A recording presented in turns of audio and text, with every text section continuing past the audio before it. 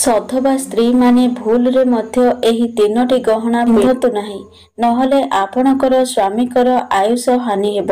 ତେବେ ଏହି କଥା ଜାଣିବା ପୂର୍ବରୁ ଯେଉଁମାନେ ମା ଲକ୍ଷ୍ମୀଙ୍କୁ ଶ୍ରଦ୍ଧାର ସହିତ ଭକ୍ତି କରନ୍ତି, ତ ଭିଡ଼ିଓକୁ ଗୋଟେ ଲାଇକ୍ କରନ୍ତୁ ଏବଂ ଆମ ଚ୍ୟାନେଲକୁ ସବସ୍କ୍ରାଇବ କରନ୍ତୁ। ନମ୍ବର 1, ସଧବା ସ୍ତ୍ରୀମାନେ ଭୁଲରେ ମଧ୍ୟ କାହାଠାରୁ ଧାର କିମ୍ବା ଗିଫ୍ଟରେ ମିଳିଥିବା ସିନ୍ଦୁର ବା ବିନ୍ଦି ଲଗାନ୍ତୁ ନାହିଁ। ଏହା ଦ୍ୱାରା ସ୍ୱାମୀଙ୍କର ଆୟୁଷ ହାନି ହୋଇଥାଏ। ନମ୍ବର 2, ସଧବା ସ୍ତ୍ରୀମାନେ ଭୁଲରେ ମଧ୍ୟ ତୁଳସୀ ମାଳ ପିନ୍ଧନ୍ତୁ ନାହିଁ। ଯେଉଁମାନେ ବ୍ରହ୍ମଚର୍ଯ୍ୟ ପାଳନ କରିଥାନ୍ତି ସେଇମାନେ ତୁଳସୀ ମାଳ ପିନ୍ଧିଥାନ୍ତି। ତେଣୁ ସଂସାର ଭିତରେ ରହି ବ୍ରହ୍ମଚର୍ଯ୍ୟ ପାଳନ କରିବା ବହୁତ କଷ୍ଟକର ହୋଇଥାଏ। ତେଣୁ ସଧବା ସ୍ତ୍ରୀମାନେ ଭୁଲରେ ମଧ୍ୟ ତୁଳସୀ ମାଳ ପିନ୍ଧନ୍ତୁ ନାହିଁ। ନମ୍ବର 3, ସଧବା ସ୍ତ୍ରୀମାନେ କେବେ ମଧ୍ୟ ଧଳା ଲୁଗା ପିନ୍ଧନ୍ତୁ ନାହିଁ। ଏହାକୁ ଅଶୁଭ ବୋଲି ମନାଯାଇଥାଏ।